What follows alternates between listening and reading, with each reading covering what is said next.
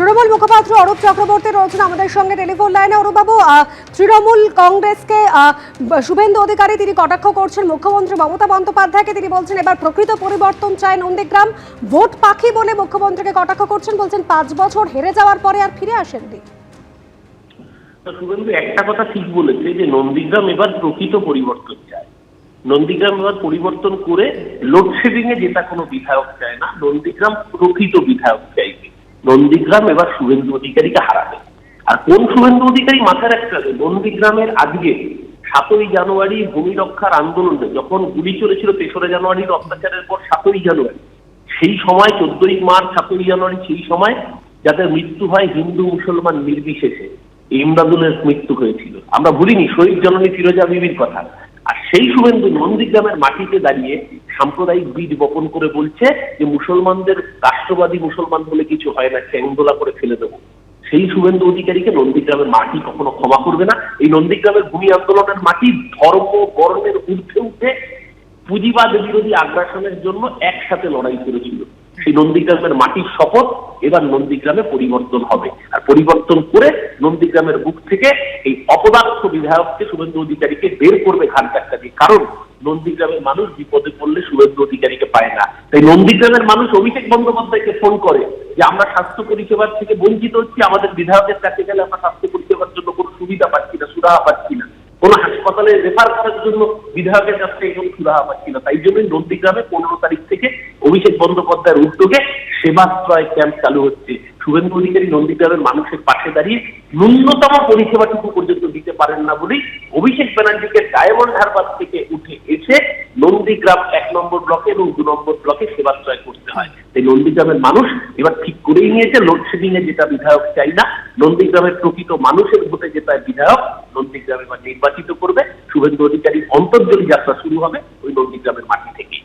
ক্যালেন্ডারের পাতায় 2026 বেজে গেছে বিধানসভা ভোটের দামামা। চলছে নানান জল্পনা, নানান দাবি, তাল ঠোকাঠুকি, সবটাই এসআইআর কে কেন্দ্র করে। এসআইআর এর ফলে কি রাজ্য রাজনীতির ছবিটাই বদলে যেতে পারে? মুখে মুখে এখন এটাই প্রশ্ন।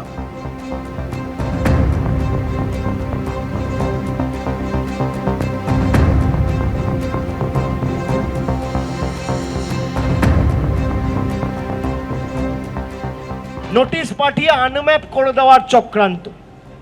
যারা বাংলার মানুষকে আনম্যাপ করতে চায়, আগামী দিন সেই বিজেপির ছাইপাসগুলোকে বাংলা থেকে আনম্যাপ করে চিরতরে ঝেঁটিয়ে বিদায় দিতে হবে। এই লড়াই সেই লড়াই।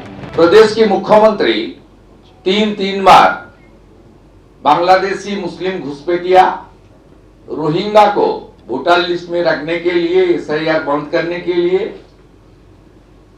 उन्होंने तीन बार लेटर लिखा, लेकिन एक बार भी टी गार्डन वर्कर का इस एसआईआर प्रक्रिया जो प्रोसेस चल रहा है, हियरिंग चल रहा है, उसमें ये मांग नहीं। আর এসআইআর এর খসড়া ভোটার তালিকা অনুযায়ী কি উঠে এসেছে সেখানে দেখা যাচ্ছে 2021 সালের বিধানসভা ভোটে তৃণমূল জিতেছিল এমন 70টি আসনে জয়ের ব্যবধানের থেকে বেশি নাম খসড়া ভোটার তালিকায় বাদ পড়েছে। আবার 2021 সালে বিজেপির ঝুলিতে যাওয়া 39টি এমন আসন রয়েছে যেখানে জয়ের ব্যবধানের থেকে বেশি নাম খসড়া ভোটার তালিকায় বাদ পড়েছে। পশ্চিমবঙ্গের 294টি বিধানসভা কেন্দ্রের মধ্যে 2021 সালের বিধানসভা ভোটে তৃণমূল জিতেছিল 215টি আসনে আর বিজেপি পেয়েছিল 77টি আসন। কোনো কেন্দ্রে 2021-এ জয়ের যা মার্জিন ছিল তার থেকে বেশি সংখ্যক ভোটারের নাম যদি বাদ পড়ে তাহলে অনেক হিসেব নিকেশই উল্টে যাওয়ার সম্ভাবনা।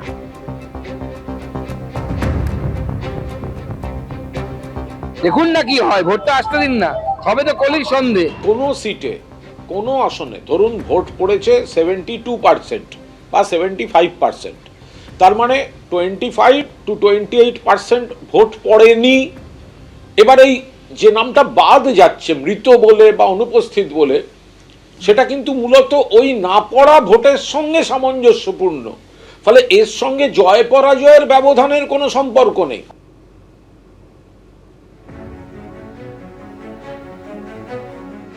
আর এসআইআর এর খসড়া তালিকা প্রকাশের পর যে সমস্ত তথ্য উঠে এসেছে তার উপর ভিত্তি করেই রাজ্যের দুটি হেভিওয়েট কেন্দ্র ভবানীপুর এবং নন্দীগ্রামের পরিসংখ্যান আপনাদের সামনে রাখবো। 2021 সালের বিধানসভা নির্বাচনে ভবানীপুর কেন্দ্রে 28,719টি ভোটে জিতেছিল তৃণমূল। সূত্রের খবর, এসআইআর এর খসড়া তালিকায় মমতা বন্দ্যোপাধ্যায়ের ভবানীপুর কেন্দ্রে বাদ পড়েছে 44,787 জনের নাম। অন্যদিকে শুভেন্দু অধিকারীর বিধানসভা কেন্দ্র নন্দীগ্রাম, সেখানে 2021 সালে নন্দীগ্রাম কেন্দ্রে 1,956 ভোটে জিতেছিলেন বিরোধী দলনেতা। সূত্রের খবর, এসআইআর এর খসড়া তালিকায় দেখা যাচ্ছে নন্দীগ্রাম কেন্দ্রে বাদ পড়েছে 10,599 জনের নাম। এবিপি আনন্দ, এগিয়ে থাকে, এগিয়ে রাখে।